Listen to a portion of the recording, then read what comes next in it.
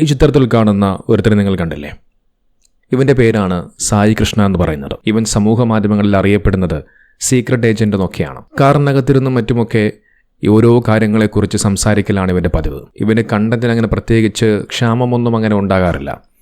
ഏതു വിഷയത്തെക്കുറിച്ചും, അതിപ്പോൾ എന്തായിരുന്നാലും ഏതു വിഷയത്തെക്കുറിച്ചും ഇവനിങ്ങനെ കണ്ടന്റ് ഉണ്ടാക്കി അതുമായി ബന്ധപ്പെട്ടുകൊണ്ട് സംസാരിച്ചുകൊണ്ടേയിരിക്കും. അവൻ വലിയ സംഭവം എന്നൊക്കെയാണ് അവൻ്റെ വിചാരം. എന്തോ വലിയ ബുദ്ധിജീവിയാണെന്നൊക്കെ വിചാരിച്ച് അവൻ പറയുന്ന കാര്യങ്ങൾ മാത്രമാണ് ശരിയെന്നുള്ള നിലപാടിൽ അവൻ സംസാരിച്ചുകൊണ്ടേയിരിക്കും. ഞാനിപ്പോൾ ഇവനെക്കുറിച്ച് ഇവിടെ പറയാൻ കാരണം ഇവൻ നല്ല ഒന്നാം തരം ഉടായ്പകാരനാണെന്ന് നിങ്ങളോട് പറയാൻ വേണ്ടിയിട്ടാണ്.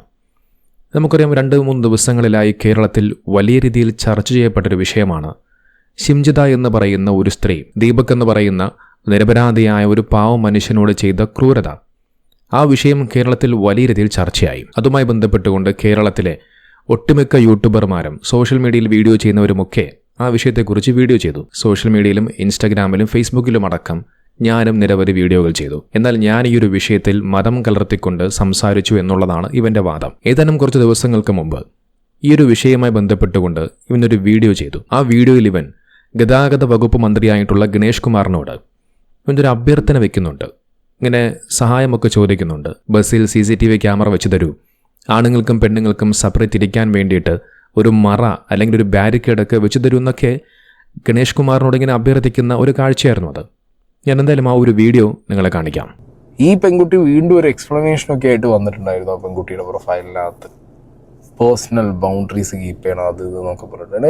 ആണിനും ഇല്ലേ പേഴ്സണൽ ബൗണ്ടറി, പ്രൈവസി ഇല്ലേ? ആണിനില്ലേ?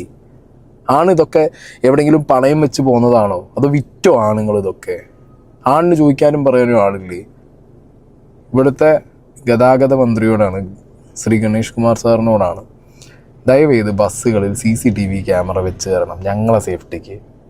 ദയവേത് ബസ്സുകളിൽ നിങ്ങൾ ഒരു ബാരിക്കേഡ്, ഒരു മറ വെച്ചതാ. ആണ് വേറെ പെണ്ണ് വേറെ. പിന്നെ ആണുങ്ങളോടാണ്, ബസ് കയറി കഴിഞ്ഞാൽ പെണ്ണുള്ള ഭാഗത്തേക്ക് പോവല്ലേ. കണ്ടില്ല, ഇതാണ് അവൻ നടത്തിയ പ്രസ്താവന. മന്ത്രിയായ ഗണേഷ് കുമാറിനോട് അഭ്യർത്ഥിക്കുകയാണ്, ഞങ്ങൾക്കൊരു ബാരിക്കേഡ് വെച്ച് തരൂ എന്നൊക്കെ. എന്നാൽ ഈ ഒരു സ്റ്റേറ്റ്മെൻറ്റിൽ പ്രത്യേകം മനസ്സിലാക്കുക, ഇവൻ നടത്തിയ ഈ ഒരു സ്റ്റേറ്റ്മെൻറ്റുമായി ബന്ധപ്പെട്ടുകൊണ്ട് ഞാനൊരു വീഡിയോ ചെയ്തു. അത് കാണാത്തവർക്ക് വേണ്ടി ഇവിടെ കാണിക്കാം. ഇവിടുത്തെ ഗതാഗത മന്ത്രിയോടാണ്, ശ്രീ ഗണേഷ് കുമാർ സാറിനോടാണ്, ദയവേത് ബസ്സുകളിൽ CCTV ക്യാമറ വെച്ച് തരണം ഞങ്ങളെ സേഫ്റ്റിക്ക്. ദയവേത് ബസ്സുകളിൽ നിങ്ങൾ ഒരു ബാരിക്കേഡ്, ഒരു മറ വെച്ചതാ. ആണ് വേറെ പെണ്ണ് വേറെ. എൻ്റെ പൊന്ന് ഗണേഷ് കുമാർ സാറേ, ദയവ് ചെയ്ത് നിങ്ങൾ KSRTC ബസ്സിൽ ഒരു ക്യാമറ വെച്ച് കൊടുക്കൂ, CCTV ക്യാമറ. ഇനി അതുമല്ലെങ്കിൽ അതിനും സാധിച്ചില്ല എന്നുണ്ടെങ്കിൽ ആണുങ്ങൾക്കും പെണ്ണുങ്ങൾക്കും സെപ്പറേറ്റ് ഇരിക്കാനുള്ള ഒരു മറയെങ്കിലും ബാരിക്കേഡെങ്കിലും വെച്ചു കൊടുക്കൂ. കഴിഞ്ഞ ദിവസം ഒരു പെൺകുട്ടി ബസ്സിനുള്ളിൽ വെച്ചുകൊണ്ടൊരു വീഡിയോ ദൃശ്യം പകർത്തുകയും പിന്നീട് മനംനൊന്ത് ഒരു സഹോദരൻ ആത്മഹത്യ ചെയ്തതിൻ്റെ വിഷയവുമായി ബന്ധപ്പെട്ടുകൊണ്ട് സായി കൃഷ്ണ നടത്തിയ ഒരു പ്രസ്താവനയാണത്. സ്ത്രീകളെയും പുരുഷന്മാരെയും ബാരിക്കേഡ് വെച്ചുകൊണ്ട് മറയ്ക്കാൻ പറയുന്നത് സായി മുസ്ലിയാരല്ല, സായി കൃഷ്ണയാണ്. പറയുന്നവനൊരു മുസ്ലിമല്ല, ഒരു ഹിന്ദുവാണ്. നോക്കിയൊരു സാഹചര്യത്തിൽ ഏതെങ്കിലും ഒരു മുസ്ലിയാരോ ഏതെങ്കിലും ഒരു മതപണ്ഡിതനോ ഇതുപോലൊരു പ്രസ്താവന നടത്തിക്കഴിഞ്ഞാൽ എന്തായിരിക്കും അവസ്ഥ? ദേവന്നു 6-ാം നൂറ്റാണ്ടുകാരൻ എന്ന് പറഞ്ഞുകൊണ്ട് അദ്ദേഹത്തെ നിരന്തരമായി കളിയാക്കുമായിരുന്നു. നേരെ മറിച്ച് പറഞ്ഞതൊരു മുസ്ലിം അല്ലാത്തതുകൊണ്ട് ഇവിടെ ആർക്കും ഒരു പ്രശ്നവുമില്ല. 6-ാം നൂറ്റാണ്ടിനെ പരിഹസിച്ചവർ, അതിനെ കളിയാക്കിയവർ, അവർ തന്നെ അവസാനം 6-ാം നൂറ്റാണ്ടിലേക്ക് പോകുന്ന കാഴ്ചയാണ് നമ്മൾ കാണുന്നത്. 2026 ഈ കാലഘട്ടത്തിലാണ് ഇത്തരമൊരു പ്രസ്താവന നടത്തുന്നത് എങ്കിൽ നൂറ്റാണ്ടുകൾക്ക് മുമ്പേ ഇസ്ലാം അത് ലോകത്തോട് പഠിപ്പിച്ചു വെച്ചു. ആണും പെണ്ണും പരസ്പരം കൂടിക്കലരാൻ പാടില്ല എന്നും അവർക്കിടയിൽ ഒരു മറ വേണമെന്നും ഇസ്ലാം മനോഹരമായി പഠിപ്പിച്ചു. ഇതുപോലൊരു സംഭവങ്ങളും ദുരന്തങ്ങളും ഉണ്ടാകാതിരിക്കാൻ വേണ്ടി തന്നെയാണ് നൂറ്റാണ്ടുകൾക്ക് മുമ്പേ പരിശുദ്ധമാക്കപ്പെട്ട ദീനുൽ ഇസ്ലാം ഇത് ലോകത്തോട് പറഞ്ഞു വെച്ചത്. അവസാനം വിമർശിച്ചവരും കളിയാക്കിയവരും ഇസ്ലാമിനെ ശരിവെക്കുന്ന കാഴ്ചയാണ് നമ്മൾ കാണുന്നത്. കണ്ടില്ല, ഇതാണ് എൻ്റെ വീഡിയോ.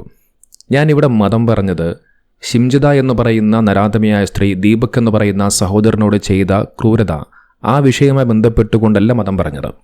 നേരെ മറിച്ച് അതുമായി ബന്ധപ്പെട്ടുകൊണ്ട് ഇവൻ നടത്തിയ ഈ ഒരു സ്റ്റേറ്റ്മെൻറ്റ്, ആണുങ്ങൾക്ക് പെണ്ണുങ്ങൾക്ക് മറവേണമെന്ന് പറഞ്ഞ ആ സ്റ്റേറ്റ്മെൻറ്റിലാണ് ഞാൻ അവിടെ മതം പറഞ്ഞത്. ഞാൻ ആ പറഞ്ഞ കാര്യങ്ങളിൽ എവിടെയെങ്കിലും എന്തെങ്കിലും തെറ്റുണ്ടെന്ന് നിങ്ങൾക്ക് തോന്നുന്നുണ്ടോ?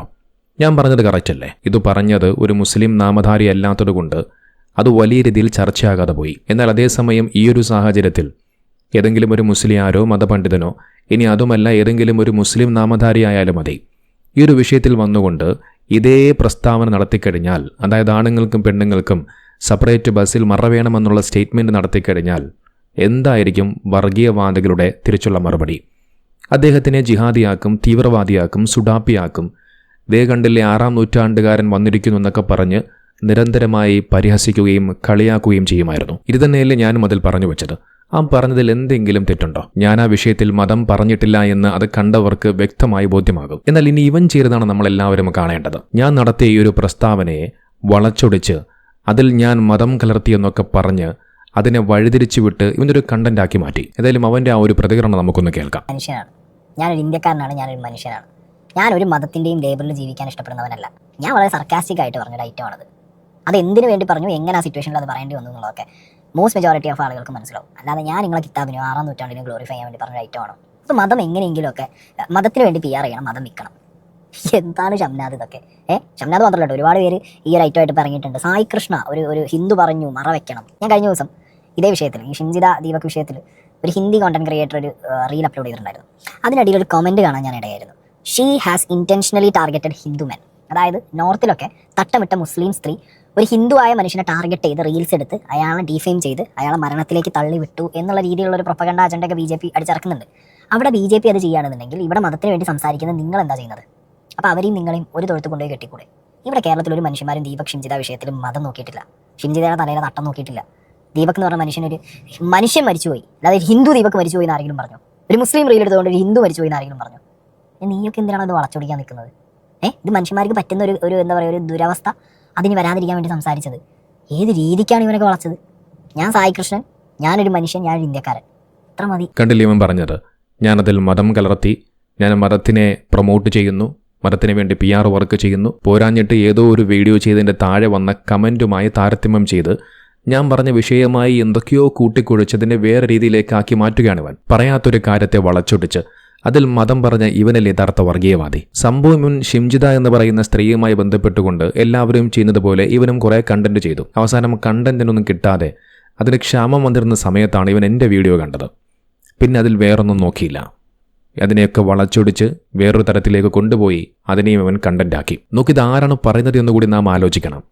ഇത്രയും കാലം ഇവിടെ ആണും പെണ്ണും പരസ്പരം കൂടിക്കലർന്നാൽ ഇവിടെ ഒരു പ്രശ്നവുമില്ല, ഒന്നുമില്ല എന്ന് പറഞ്ഞവനാണ് ഇപ്പോൾ ഈ ഒരു സമയത്ത് ഈ ഒരു ഇൻസിഡൻറ്റിന് ശേഷം ഈ ഒരു സ്റ്റേറ്റ്മെൻറ്റ് പറഞ്ഞു വയ്ക്കുന്നത്. ഇസ്ലാം പഠിപ്പിച്ച കാര്യങ്ങൾ മതം പഠിച്ച മതപണ്ഡിതന്മാർ, മുസ്ലിയാക്കന്മാർ, അത് മുസ്ലിമുകളായ സ്ത്രീകളോട് പറഞ്ഞു കൊടുക്കുന്ന ഉപദേശങ്ങളായിട്ടുള്ള കാര്യങ്ങളെ അത്തരം വീഡിയോകൾ ഇവൻ കട്ട് ചെയ്ത് അതിവൻ്റെ സമൂഹ മാധ്യമങ്ങളിൽ കൊണ്ടുവന്ന് അവിടെയിട്ട് റിയാക്ഷൻ ചെയ്ത ആ പാവപ്പെട്ട ഉസ്താദുമാർക്ക് മറ്റുള്ളവന്മാരിൽ നിന്നും, പ്രത്യേകിച്ച് വർഗീയവാദികളായ സംഘികളിൽ നിന്നും ക്രിസംഘികളിൽ നിന്നും തെറിവിളി കേൾപ്പിച്ചു കൊടുക്കുന്നവനാണിവൻ. ഉസ്താദുമാർ പറഞ്ഞപ്പോൾ നീ അത് കൊണ്ടുവന്ന് റിയാക്ഷൻ ചെയ്ത് അവരെ പരിഹസിച്ചു. എന്നാൽ ആ ഉസ്താദുമാർ പറഞ്ഞ അതേ കാര്യം തന്നെയല്ലേ നീ ഇപ്പോൾ പറഞ്ഞത്? ആണുങ്ങൾക്കും പെണ്ണുങ്ങൾക്കും മറ വേണം, ആണുങ്ങളും പെണ്ണുങ്ങളും കൂടിക്കലർന്നാൽ ഇവിടെ പലവിധത്തിലുള്ള പ്രശ്നങ്ങളും ഭവിഷ്യത്തുകളും ഉണ്ടാകുമെന്ന് ഉസ്താദുമാർ പറഞ്ഞു വെച്ച അതേ കാര്യം തന്നെയല്ലേ നീയും പറഞ്ഞു വെച്ചത്? സംഭവം ഇവൻ്റെ കയ്യിൽ നിന്നും പോയി. എന്നാൽ ആ പറഞ്ഞുപോയ കാര്യത്തിനെ ന്യായീകരിക്കാൻ വേണ്ടി അതിനവൻ കൊണ്ടുവന്ന മാർഗമെന്ന് പറയുന്നത് സർക്കാസമാണ് പോലും. ഞാൻ ഇവനെ വെല്ലുവിളിക്കുകയാണ്. നീ ആണാണെങ്കിൽ നിനക്ക് മൂക്കിന് താഴെ വലിയ മീശയൊക്കെ ഉണ്ടല്ലോ, നീ ആണാണെങ്കിൽ നിനക്ക് നട്ടലുണ്ടെങ്കിൽ ഞാൻ ഷിംജിത എന്ന് പറയുന്ന സ്ത്രീയുമായി ബന്ധപ്പെട്ടുകൊണ്ട് ചെയ്ത വീഡിയോകളിൽ എവിടെയെങ്കിലും ഞാൻ മതം പറഞ്ഞ ഒരു സ്റ്റേറ്റ്മെൻറ്റ്, ഒരു ഭാഗം നിനക്ക് എവിടെയെങ്കിലും കാണിക്കാൻ സാധിക്കുമോ?